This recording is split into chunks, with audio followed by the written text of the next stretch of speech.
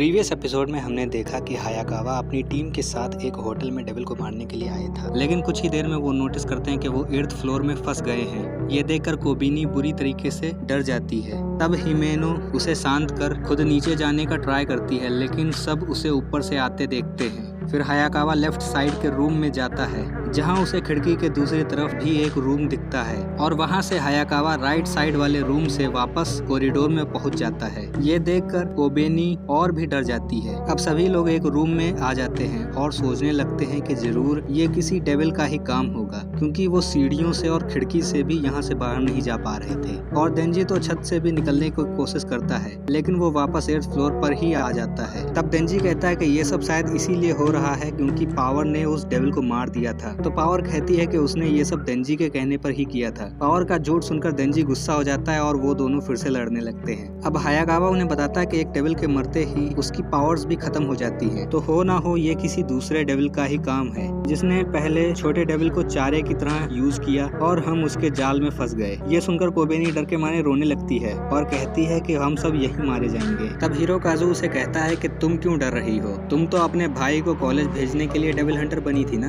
अब Kobeni reveal करती है कि वो अपनी मर्जी से ये जॉब नहीं कर रही है, क्योंकि वो अपने भाई जितनी स्मार्ट नहीं थी, इसलिए उनके परिवार वालों ने उसे जॉब करने के लिए भेज दिया और उसके स्मार्ट भाई को कॉलेज। वो भी कॉलेज जाना चाहती थी, लेकिन शायद उसकी किस्मत में कुछ और ही लिखा था। अब पावर कोबेनी को रोता देखकर जोर जोर से हंसने लगती है। वहीं हिमेनो किबोदी को शांत करते हुए कहती है कि डेविल्स को डर बहुत पसंद है, इसलिए आपने सबसे पहले घबराना नहीं है। तभी हायाकावा नोटिस करता है कि इस फ्लोर की सभी घड़ियां 8:18 पर रुकी हुई हैं। इसका मतलब कि इस फ्लोर पर समय भी रुका हुआ है, इसलिए शायद बाहर से उनके लिए कोई भी नहीं आएगा। जिस पर देंजी कहता है कि इसका मतलब हम जितना चाहें उतना सो सकते हैं। ये सुनकर हिरोकाज़ु उस पर गुस्सा करता है और देंजी कहता है कि जब बाहर जाने का कोई रास्ता मिल जाए तो उसे उठा देना, और वो बहुत जल्दी सो भी जाता है। ये देखकर बाकी सभी हैरान हो जाते हैं। अब कुछ देर बाद हिमेनो उसे जगाती है और बताती है कि यहाँ इलेक्ट्रिसिटी और पानी अब भी आ रहा है और उन्होंने सभी रूम से खाना भी इकट्ठा कर लिया है, लेकिन सब डरे हुए हैं और हायाकावा बिना रुके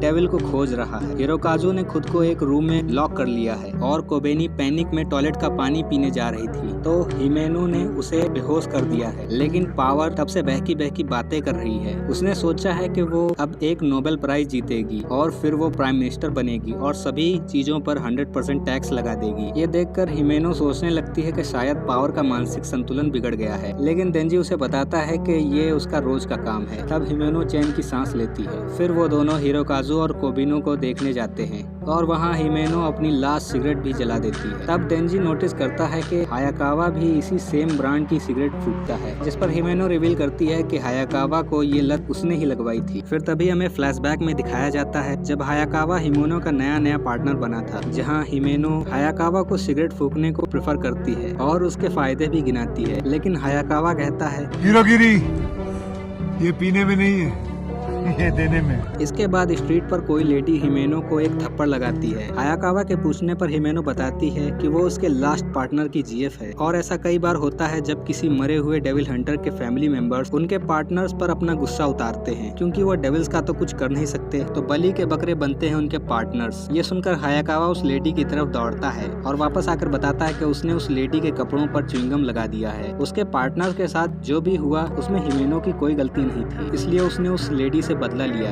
ये सुनकर हिमेनो जोर जोर से हंसने लगती है। फिर वो दोनों डिनर पर जाते हैं, जहाँ हिमेनो उसे बताती है कि डेविल्स उस डेविल हंटर से नहीं डरते जो कि निडर या पावरफुल होता है, बल्कि वो उनसे डरते हैं जो थोड़े से पागल होते हैं। इसलिए उसे लगता है कि हायाकावा इस जॉब में दूर तक जाएगा। फिर वो हायाकावा को एक बार सिगरेट टेस्ट करने को कहती है, जिस पर हायाकावा सिगरेट लेकर कहता है कि वो फर्स्ट और लास्ट टाइम सिगरेट को छू रहा है, और उसी दिन से हायाकावा को सिगरेट की लत लग गई। कट टू प्रेजेंट टाइम, हायाकावा हिमेनो से सिगरेट मांगता है, लेकिन हिमेनो तो लास्ट सिगरेट फूक रही थी, तो इसलिए वो दोनों उसी सिगरेट को शेयर करने लगते हैं। ये देखकर देंजी भड़क जाता है, लेकिन उन दोनों पर इसका कोई असर नहीं पड़ता। फिर हायाकावा उन्हें एक बुरी खबर देता है कि जो डेविल उन्होंने पिछले एपिसोड में मारा था वो अब साइज में और भी बड़ा हो गया है। ये सुनकर सभी लोग कॉरिडोर में देखने जाते हैं, जहाँ वो डेविल काफी बड़ा हो चुका था। उन सभी को देखकर डेविल उनके सामने एक शर्त रखता है कि अगर वो देंजी को मार देंगे तो वो उन्हें फ्री कर देगा। ये सुनकर किबोनी चाकू लेकर देंजी को मारने दौड़ती है, लेकिन हायाकावा और हिमेनो उसे बचा लेते हैं। अब हायाकावा फॉक्स डेविल को समन करने का कोशिश करता है, लेकिन फॉक्स डेविल नहीं आ रहा था। तब हिमेनो अपना घोस्ट हैंड यूज करती है, जिससे डेविल को काफी दर्द तो होता है, लेकिन वो साइज में और भी बड़ा हो जाता है। अब डेविल उनसे कहता है कि इन सब का कोई फायदा नहीं, क्योंकि ये उसकी रियल बॉडी नहीं है, वो सब उसके पेट में है और यहाँ उसकी कोई भी वीकनेस नहीं है। इसलिए अगर तुम अपनी जान बचाना चाहते हो तो मुझसे डील कर लो। जिस पर देंजी कहता है कि अगर मुझे खाने के बाद ये पलट गया तो। तब हिमेनो उसे बताती है कि जब भी किसी ह्यूमन और डेविल के बीच कोई कॉन्ट्रैक्ट होता है तो उन्हें ये पूरा ही करना पड़ता है, वरना उन्हें उसकी कीमत अपनी जान देकर चुकानी पड़ती है। अब हिरोकाज़ु भी देंजी को मारने को कहता है, लेकिन हायाकावा उसे समझाता है कि देंजी की मौत से शायद इस डेविल को कोई फायदा है, इसलिए वो रिस्क नहीं लेना चाहता। हिमेनो भी इस बात से एग्री करती है,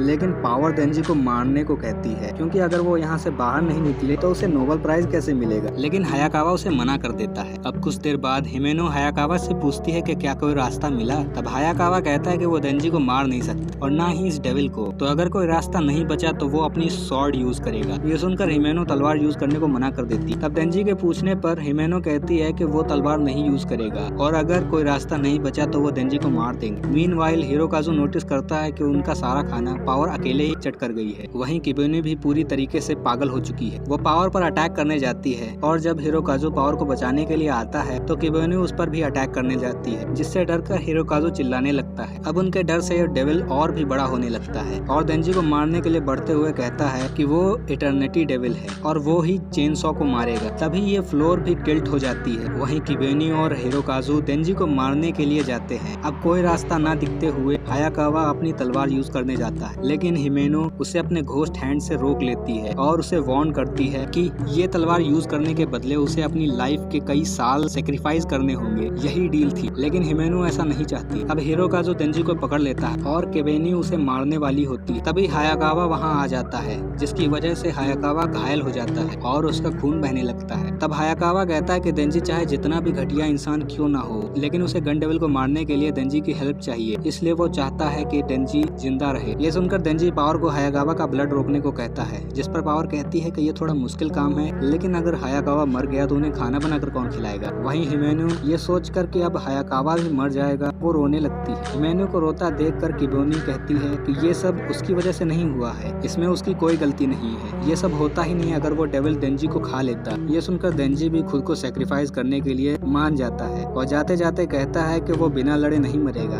और अगर बाई चांस उसने डेविल को मार दिए तो वादे के मुताबिक उसे किस चाहिए। फिर वो हायाकावा से कहता है कि उसे नहीं लगता था कि हायाकावा उसे कभी बचाएगा भी, लेकिन वो दूसरों के एहसान के तले नहीं रहना चाहता और इसके बाद उनका हिसाब बराबर हो जाएगा। फिर वो अपनी चेनसॉ को खींचकर नीचे कूद जाता है और इसी के साथ ये एपिसोड यहीं पे खत्म हो जाता है। अगर आपने इसका प्रीवियस एपिसोड नहीं देखा है तो उसका लिंक आपको डिस्क्रिप्शन में मिल जाएगा।